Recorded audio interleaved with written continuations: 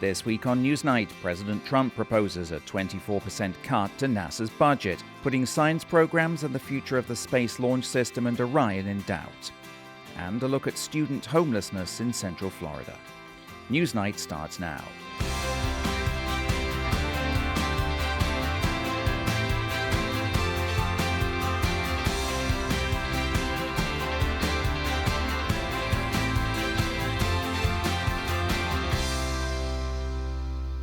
Hello, I'm Steve Mort. Welcome to Newsnight, where we take an in-depth look at the top stories and issues in Central Florida and how they shape our community.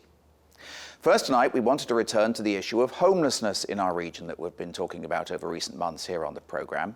Data released last month showed the number of people experiencing homelessness in Central Florida remained flat over the last year.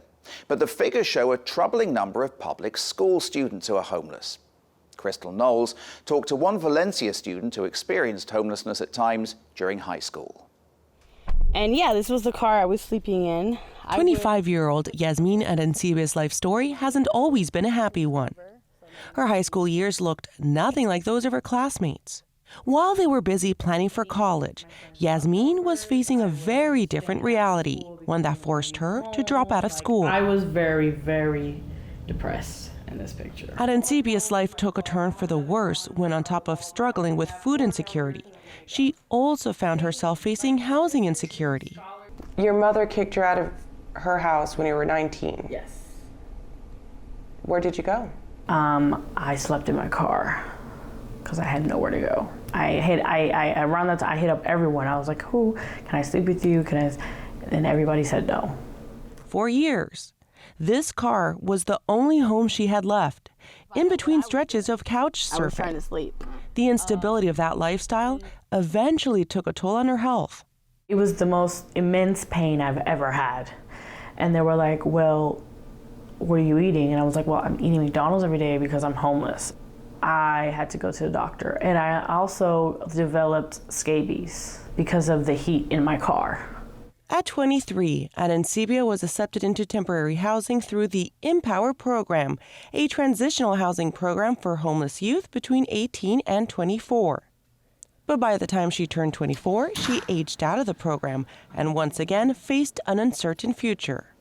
Just in time, the Homeless Services Network of Central Florida welcomed her into its new Brighter Days Community Initiative. The program, which spans Orange, Osceola, and Seminole counties, focuses on addressing homelessness among older teens and young adults, giving people like Arencibia a renewed chance at stability. So I was granted the opportunity to get an apartment for 3 years, and then they gave me an opportunity to go into college. And I think there's this new law, it's called McKinney-Vento. If you're a homeless student, you get college for free. After years of setbacks, Arencibia finally achieved a major milestone. She earned her GED. Wow. Now she's enrolled at Valencia College, and come January next year, she'll begin working towards a degree, allowing her to map out a future she once thought was out of reach. Crystal's report is part of a collaborative initiative of independent local news outlets working towards a more informed and engaged Central Florida. Well, let's bring in our panel now to break it all down. Joining us in the studio this week, Brendan Byrne, Central Florida Public Media, Assistant News Director over there. You guys are part of the collaborative reporting initiative on homelessness. Thanks so much for being here, Brendan. Really appreciate it. So are you guys at the Winter Park Voice? Beth Kassav, editor of the Winter Park Voice. Good to see you, Beth. Yeah, good to be here. And for the first time on the program, Scott Martin from WFTV Channel 9 Afternoon reporter over there. Good to see you, Scott. Yeah, thanks for having me. Thanks so much for coming on, guys. Really appreciate it. Let me start with you, Scott, as it's your first time. WFTV's been covering these recent figures on the number of K through 12 students that are experiencing homelessness. What's your newsroom been seeing? I think what's shocking and what's really even more sad to see, and it kind of puts a whole new perspective on just how serious homelessness is within our communities. It's that some of our school districts are reporting a rise in some of their students that are living in cars, or they're in abandoned buildings, or in parks. And when you think of young students potentially facing that type of crisis, it really just, kind of hits you in the heart. Yeah. This is a new look at the public school students who are homelessness coming from the Homeless Services Network of Central Florida. We talked with them earlier, just last month, about this issue. And let's put Orange County into perspective. It's one of the largest districts in the nation. They reported largest school districts, largest yeah, school about the eighth districts, largest, I think. Yeah. Had 574 unsheltered or inadequately housed students, and that's counting the students that were in cars, parks, or other abandoned buildings. Now, they also took into consideration folks who were maybe in hotels, maybe staying with another family member. They didn't have an actual place to call their home. That number was up to over 8,000, just to kind of put that into perspective in Orange County. Substantial numbers of people living in hotels for sure, and it's not just K through 12, is it, Brendan, who are vulnerable? You guys, Central Florida Public Media, have been looking at sort of some of the unique challenges that face homeless college kids. Mm-hmm. Our housing and homelessness reporter profiled one of those college students experiencing homelessness, and you really see the fact that they have to balance their academic success with survival and meeting their needs. And the person that she met was living in a tent and trying to find Wi-Fi to do their schooling that would happen to be in the summer online, which was difficult, and trying to find access to internet, but also access to fresh water so that they could keep up with hygiene. And a lot of times their future with the program is dependent on their success. And being able to have stable housing really influences your success. It's not an isolated thing here. The U.S. Department of Education estimates about 8% of college students across the country will experience homelessness during their time in school. And advocates are really targeting this group with programs to try to help them and get them stable housing, because if they can get them now, this will prevent them from experiencing chronic homelessness throughout the rest of their lives. So it's a really important demographic that they've been focusing on. I mean, we've been talking on this program about how various communities, Beth, are tackling this issue of homelessness, especially in light of the state's camping ban. What's been happening in Winter Park? There's been efforts afoot there. Yeah, so the Winter Park Police Department piloted a program last year and decided to start it up again this year after some success, where they've assigned 2 officers to focus almost exclusively on the unhoused population in Winter Park. So they have a truck, they drive around, they make contact with people who might need help, and they try to connect them to various resources. They, when we've talked to the police department, they've said their goal is not to arrest people, but to simply connect them with resources such as maybe getting an ID after they haven't had one in a long time, or finding some temporary housing or other services that could get them off the street. But there has been issues, right, with that program because of the government funding cuts. Yeah, so Winter Park applied for a federal grant, and if you recall, in the early days of the Trump administration, that grant was put in some jeopardy.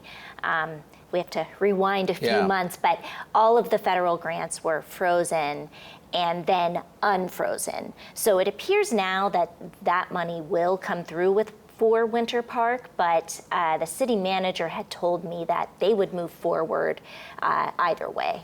Orlando as well, though, recently approved funds to help homeless people find shelter. WFTV's covered that. Yeah, Orlando City Council approved $875,000. That was to help for the Christian Service Center to continue their work in funding the resources that they do, whether it be teams that are out on the streets helping find temporary housing, shelter, or even help folks cover rent. We've been getting point-in-time counts, Brendan, over recent weeks from all over the state. We covered that here in Central Florida and Brevard as well. Some places seem to be having more luck at dealing with this issue than others.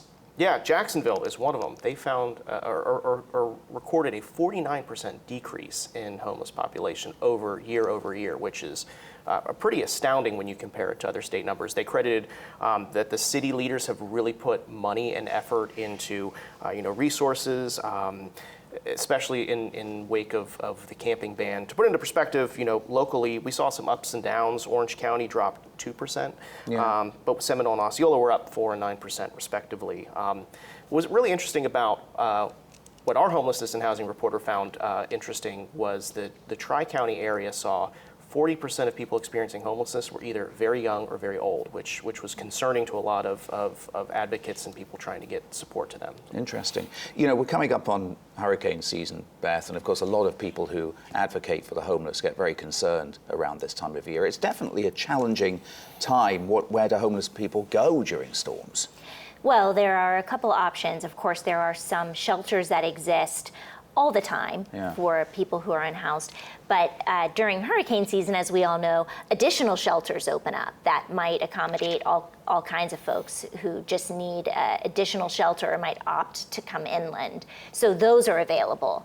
You know, of course, my understanding is that this camping ban is suspended during emergencies, but a hurricane emergency is not the time you want to be in a tent in the woods. So, and then of course there's the issue of FEMA. And again, you know, my understanding there is that FEMA support is for people who are housed prior to the storm. So that is another avenue that would not be available to people who are unhoused. Yeah, it's a very tricky time, definitely, for people who are experiencing homelessness. Be sure to visit us online for much more Newsnight content, including some of Beth's reporting on the ongoing discussion over historic preservation in Winter Park. It's all at wcf.org/Newsnight. Okay, next tonight, it's not only the budget that has proven to be a divisive issue for lawmakers in Florida of late. As in previous years, the Florida House recently voted to repeal gun laws passed in the wake of the 2018 Parkland shooting, which would have lowered the minimum age for buying a long gun to 18. But during a legislative session that saw a mass shooting take place just nearby at FSU, the Senate refused to move forward with repeal. I talked last week with Democratic Senator Carlos Guillermo-Smith and Florida GOP Chair Evan Power, and I asked both of them about the reasons the legislature has been reluctant to move on guns. It is really, really important that we continue to have a legislature, a bipartisan effort to keep the post-Parkland era reforms on gun safety in place. These are reforms that will save lives, and we were reminded when this terrible tragedy and shooting unfolded on campus at FSU when we were in session here in Tallahassee at Florida State University, the importance of making sure that we continue to expand on these gun safety laws. There's a lot of internal dynamics, I think, in the Senate on that issue. What I can tell you is that the base of the Republican Party would like to fix that. I think there'll be continued pressure to fix that.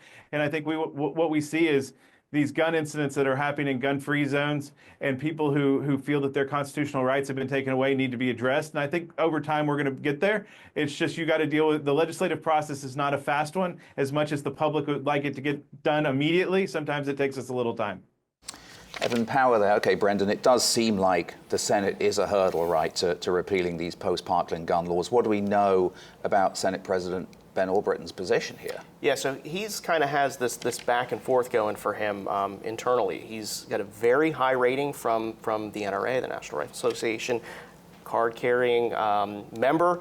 He says he's got a concealed weapons permit. He always carries at least one weapon on him, but he's also been very moved by meeting some of the families and visiting the site of the 2018 mass shooting at Stoneman Douglas. So he's weighing these two things very heavily, but he's keeping his cards pretty close to the vest as to where he's going to fall on this position. Yeah, and Evan Power told me that he doesn't believe that the shooting at FSU had anything to do with the Senate not moving on the issue this session. How does the public come down on repealing these restrictions that were put in place after Parkland, Beth? Right. Well, the latest polls with the general public are showing there is not support for this. In fact, overwhelmingly, people would like to keep that restriction in place.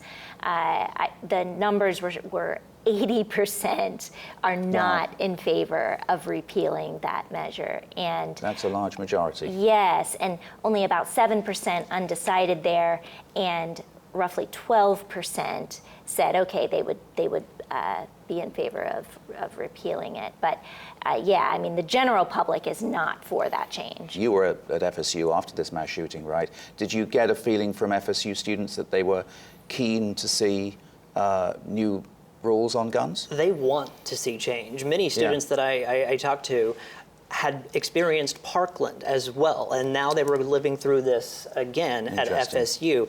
There was one student I vaguely remember, I overheard her talking about it, and I went up to just have a conversation with her to see if she wanted to share some remarks, and she was so angry that she wasn't ready to speak yet, but anger and frustration was kind of this consensus I felt from a lot of the students there. One of the things that I've heard from Republicans is that this highlighted the fact that FSU, as other campuses are, was a gun-free zone, that people can't protect themselves because they can't carry firearms on campus. But the legislature tried to change that too, right, and failed. That's right. There was a bill proposed by then State Senator Randy Fine that would allow guns on campuses, including dorm rooms and residence halls. And that was in the wake of the, he said that Israelis or students or Israeli students would need that protection on campus after the terrorist attacks. And that didn't make it out of its first criminal justice committee. So that bill essentially died, and the House bill did not make it through either. I mean, the Parkland shooting really highlighted the role, didn't it, of those school resource officers on campus and the role that they play in protecting K through 12 students. The future of those SROs, though, has been in doubt, particularly here in Orange County, up until fairly recently, right? You guys have been covering that. Yeah, and before the negotiations, a tentative negotiation was met, I talked to parents who were not happy about the potential of not having school resource officers, and this all stemmed from how they were going to get paid. Schools dealing with budget issues, everyone's dealing with budget issues. But finally, a tentative agreement was made, so Orange County Schools will have those school resource officers. I mean, you got a close-up look at this issue in Winter Park as well. I mean, how did the SRO contract play out there? Well, Winter Park was one of 5 cities that had not come to terms with the school district on how much they would be paid. The individual police departments, such as the Winter Park Police Department, provide the officers for schools, and they need some compensation for that as costs are going up everywhere. So yes, school district budgets are extremely tight. City budgets have gotten extremely tight too because of inflation, other factors we're seeing. And as a result, this became a huge issue for Winter Park, Apopka, Windermere, some other towns. There have been terms reached. Parents were very concerned about the prospect, which was not raised by the cities, but was raised by Orange County Public Schools, of perhaps using guardians or some other form of private security, essentially, in schools. And the general census seemed to be that school resource officers would be the best way to go, and that is what will take place. I believe it's now a 3-year agreement that's in place. Yeah. Scott, you recently came to Florida, and I wonder whether, from your reporting elsewhere, this issue over school security and, of course, gun laws as well has been playing out in other places to a similar extent that it does here in Florida. Yeah, 100%. I think it's a concern for any parent in any state, and should be, regarding your children and safety in schools. Oklahoma is where I came from. Schools had armed school resource officers. Gun laws, there are folks fighting for gun laws, Oklahoma being a red state. A lot of people like their guns, but there are people who are fighting for control still, wanting that to take place. Many similarities to Florida, for sure. It's certainly a subject that's bound to come up in future legislative sessions, but that is all the time we have for this part of the program. My thanks to Beth Cassett from the Winter Park Voice. Scott Martin, first time on the show. Good job. From WFTV Channel 9. Thank you so much, guys. Brendan, stick around. We're going to talk about space in just a moment. Meanwhile, be sure to find us on social media. We're at WCF TV on Facebook and Instagram. We're also at Newsnight WCF on X. Okay, finally tonight, the White House's proposed budget for NASA. It includes a 24% funding cut and would shift the space agency's focus away from scientific research and towards human exploration. President Trump has set an ambitious goal for humans to reach Mars within the next 4 years, but how they'll get there remains uncertain. The budget proposals are reported to include a nearly 50% cut in NASA's science programs. Newsnight spoke this week with Ken Kramer, managing editor of Space Up Close and a retired research scientist in Titusville. He's particularly concerned about the Mars sample return project facing cancellation. The Perseverance rover is on Mars collecting 40 soil samples, soil and rock samples, that would be collected by Mars Sample Return and bring them back here roughly 10 years or so. So this project has been underway for several years. A lot of money's already been spent. It is very expensive. NASA's looking for a cheaper architecture, but those samples are really the best way to determine if there has ever been life on Mars in the past, maybe even in the present. We need those samples. So it's crazy to cancel this mission. Absolutely crazy. And it sets science back and will force layoffs among scientists. Ken Kramer there. Okay, Brendan, let's break this all down. Big picture, what stands out to you from this proposed budget? The current budget, as it stands right now, $24.8 billion. The skinny budget proposal set forth by the Trump administration, $18.8 billion. This is a dramatic shift in where this administration wants the agency to go and where it's putting its resources. And I should say, the pathway that NASA was on was set by the first Trump administration, right? The Artemis program, getting humans on the moon by the end of the decade. And now this essentially says, nope, we're going to shift our efforts elsewhere. We're going to send humans to Mars. And the rationale behind it is to beat China and other adversaries to get there. I mean, put this in a historical context if you can. I mean, where does it leave the space program, you know, compared to other times in the past? Yeah. I asked Casey Dreyer about this. He's from the Planetary Society, which is a science advocacy organization. This is, according to his analysis, the greatest year-over-year funding cuts in the history of the agency. And to put it into perspective, by adjusting for inflation, the budget for NASA, if this goes through as the president has recommended, the budget for NASA, this would be the same budget adjusted for inflation that the agency had in 1961. I mean, that is dramatic. Yeah, talking of which, I want to talk about the SLS and Orion in a moment. But first, let's talk about those proposed cuts for NASA's science programs and research, which we heard Ken Kramer talking about there. Much spending has already been put into things like that Mars Sample Return, new space telescope as well that could be axed. There's a lot of programs on the chopping block here. The big one, as Ken mentioned, is the Mars Sample Return. Yeah. And this is the agency's highest priority science mission. The Perseverance rover, billions of dollars, thousands of people worked on this machine to get onto the surface of Mars. It's out there exploring Mars, but really its number one priority was to grab these samples of the Martian dirt, pack them in these little modules that will then be picked up and brought back home to Earth. Scientists believe that there could be signs of life, ancient signs of life on Mars, since Mars once had water. The only way for us to conclusively say that that's true is for us to get our hands on those samples. That goes away. I've spoken to a number of scientists who are involved in this, and they are just completely disheartened by this because their life's work is going into this mission, and we may never know the answer. The Trump administration says, well, since we're putting humans on the surface of Mars, they can just snag up those samples and bring them home. But it's very unclear if a human mission would even go to the same places that these samples are, or if it would even get there in the first place. Well, what's all this going to mean then for the Space Launch System and Orion? That's what captures a lot of people's imaginations. It's the backbone of the Artemis program. It's already cost tens of billions of dollars. What's going to happen there? According to this proposal, it goes away after Artemis 3. So the next mission to launch is Artemis 2. That one's going to have the crew on board, and Artemis 3, which will land on the surface of the moon. So 2 goes but without landing. 2 goes without landing, 3 goes with landing, and then according to this budget, that's done. We move on to Mars. That means SLS, future iterations, go away. The current plan has up to 10 launchers being manufactured. Orion goes away. And Gateway, which is a planned space station, a tiny space station at that would orbit the moon as well, that would be needed to get astronauts to the surface, and the long duration science that we would learn from being on the moon for a long period of time. Well, I mean, Artemis 4 onwards was intended to sort of begin that work to establish, I guess, a long-term human presence on the lunar surface. I guess that concept is dead now? According to this budget plan, the concept is dead.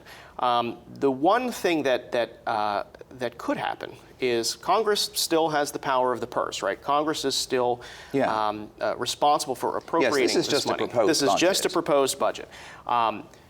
SLS, Orion, human exploration is so seated in so many different districts throughout the U.S. You've got different space centers all across the country. And a lot of lawmakers want to make sure that this money comes to their districts to continue a lot of the work on SLS, a lot of the work on Orion.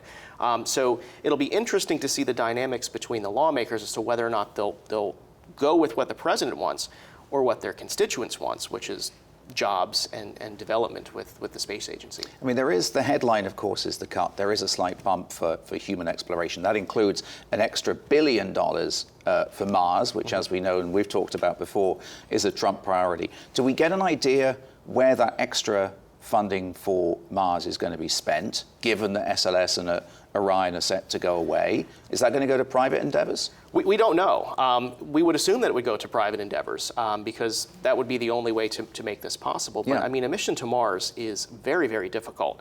And NASA has laid out its plans for Moon to Mars, right? You learn to live on the Moon, which is far closer than Mars. The Moon takes just a few days to get to. Mars would take months, if not years, for one of those missions to go about it. So a human mission to Mars at this particular timeline, most experts say, is not possible. And $1 billion, not going to be enough to even pull it off. And people should definitely check out your podcast, Are We There Yet? Because I know that you're covering this issue regularly on your podcast. To remind you, you can find much more of our conversation about the proposed budget for NASA on our website. Visit us online at wcf.org/Newsnight. But that is all the time we have for this week. My thanks to Brendan Byrne, Central Florida Public Media. You wear many hats over there, so I appreciate you sparing your time to come on the show. Thanks for being here. We'll see you next Friday night at 8:30 here on WCF. From all of us here at Newsnight, take care and have a great week.